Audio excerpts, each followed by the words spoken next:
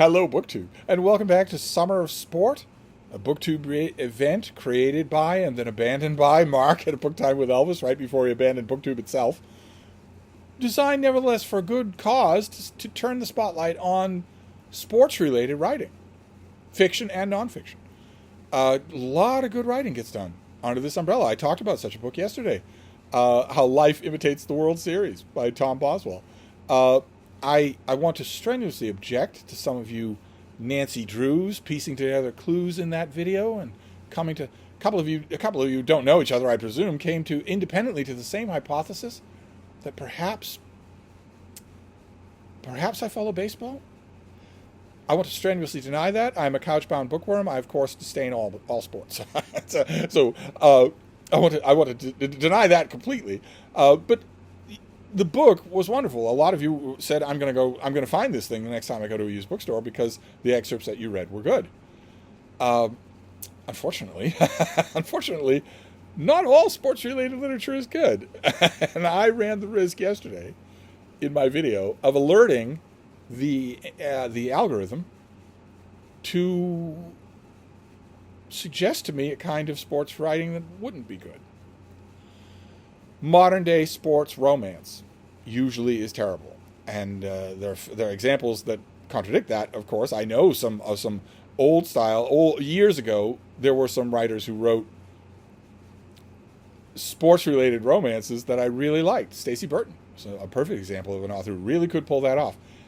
The algorithm isn't usually going to suggest somebody who can really do the job well, and I don't know if.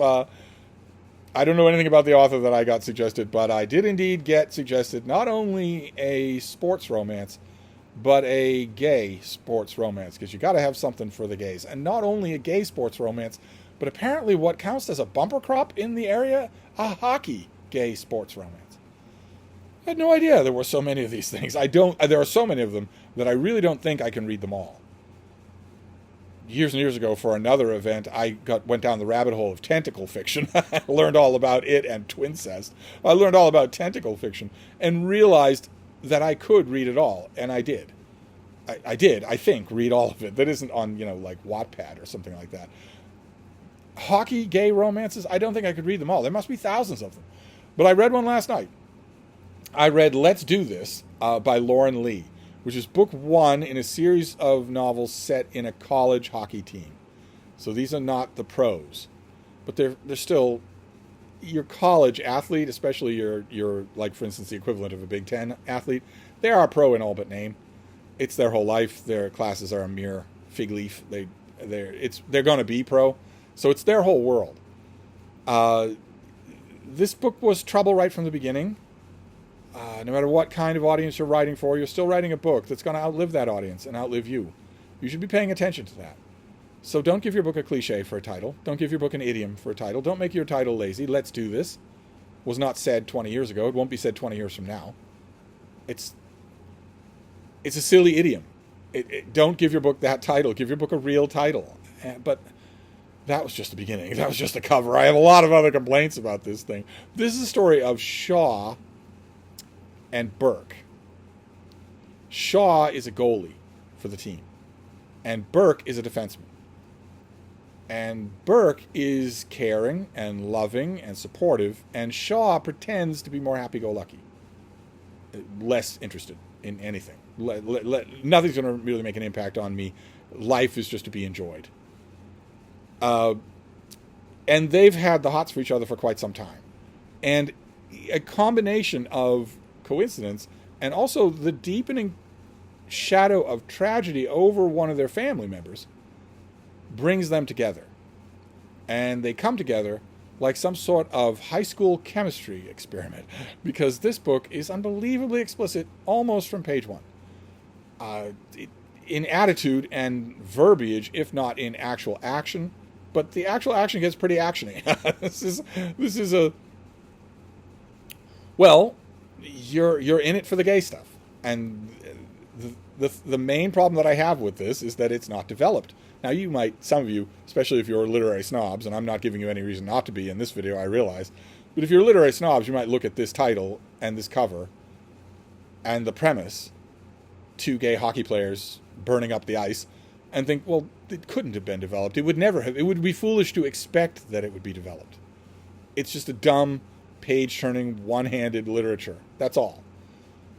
Okay, I can sort of see that, but I can always wish that these things could be more.